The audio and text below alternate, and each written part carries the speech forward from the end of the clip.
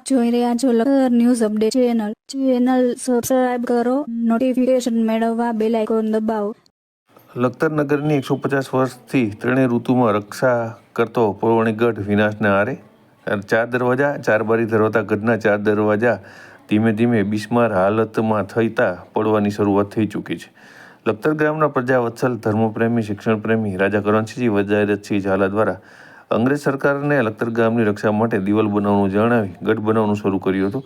આ બાબતની જાણ અંગ્રેજ સરકારને થતાં લખતર શેઠ કરણસિંહ વજારતસિંહ ઝાલાને નજરકેદ કરવાનું જણાવતા તેઓ 4 ધામની યાત્રાએ જતા રહ્યા હતા. આથી લખતરના ગઢનું કામ તેમના પરમ મિત્ર લીંબડી સ્ટેટ સર જસવંતસિંહજી રાણા દ્વારા પૂર્ણ કરવામાં આવ્યું હતું.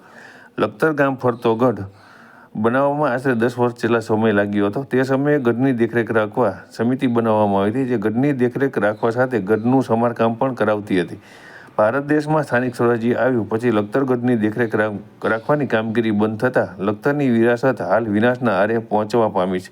ગઢના અનેક કોઠા તૂટી રહ્યા છે, 4 દરવાજા ધીરે ધીરે તૂટી રહ્યા છે. લખતરની વિરાસતની દેખરેખ રાખવામાં નહીં આવે તો લખતરની વિરાસત વિનાશ પામશે. લખતર સ્ટેટ કરણસિંહજી વજારતસિંહ દ્વારા 150 વર્ષ પહેલાં લખતર ગામની અંદર અનેક વિકાસનો કામ કરવામાં આવ્યા હતા. તેમાં ખાસ કરી સરજી હાઈસ્કૂલ, નીલકંઠ મહાદેવ મંદિર, ગઢ સહિત અનેક કાર્યો તેમના દ્વારા કરવામાં આવ્યા હતા.